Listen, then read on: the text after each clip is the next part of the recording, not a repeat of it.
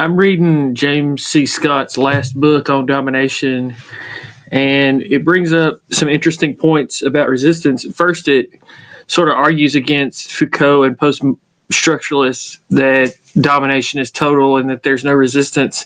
And he argues basically that the same strategies that the powerful use to control discourse, the oppressed use as a form of resistance, and that there's always a hidden narrative as well as a public narrative, and that the hidden narrative where the oppressed can speak freely, there's a totally different type of language and discourse than what is allowed in public.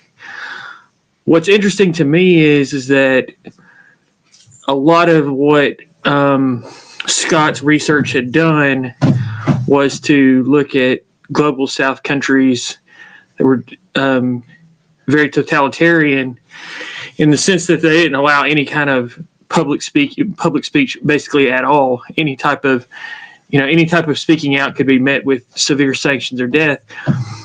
But in the West, I think it's a little bit different in the sense that there is an allowable type of resistance, but it's within a specifically narrow band.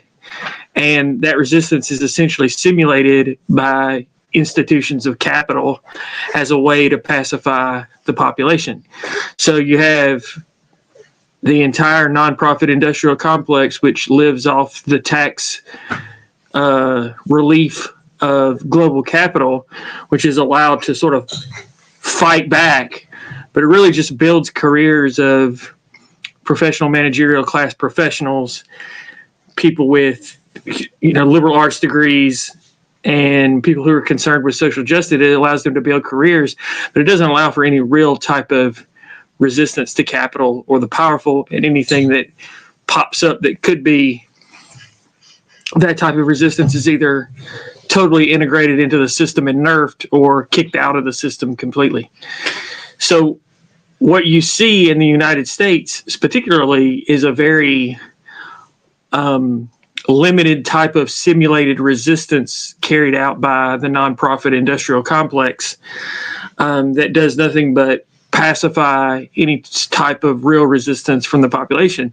But there is real resistance from the population. It's just very typical of highly oppressed societies, in the sense that it's the slowdowns at work. It's talking about getting in fights with the boss when you're outside of the work environment.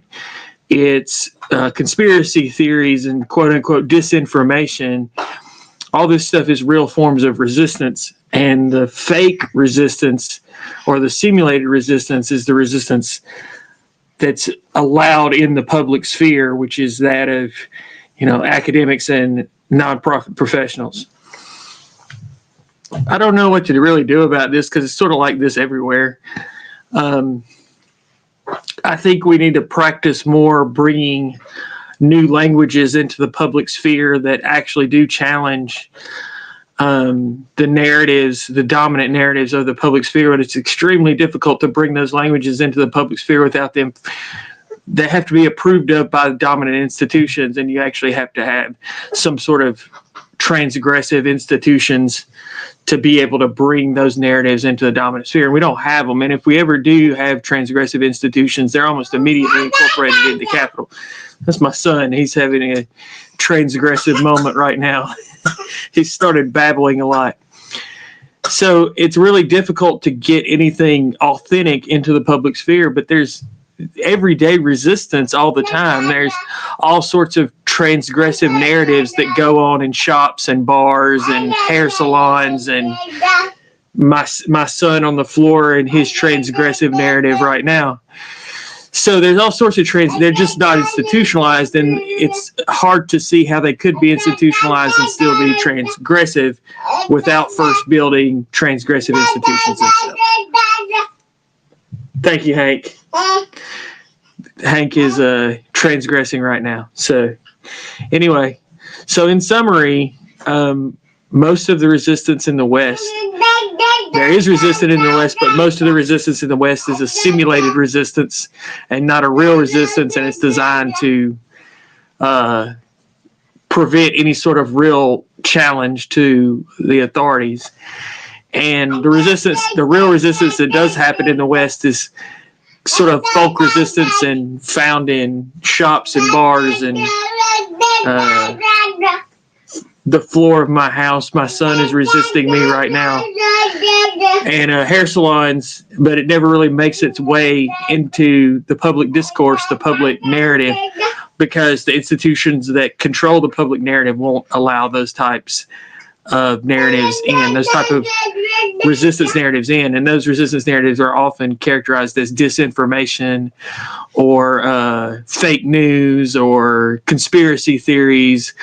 It's often dismissed as the work of crazy people, when that's actually, if anybody's ever been in a shop, you're liable to hear any kind of crazy conspiracy theory that you could imagine. And that's what people have at their fingertips to be able to explain why shit is the way it is. It's conspiracy theories and fake news and disinformation. It's not going to Berkeley and reading Marx. That's not real resistance.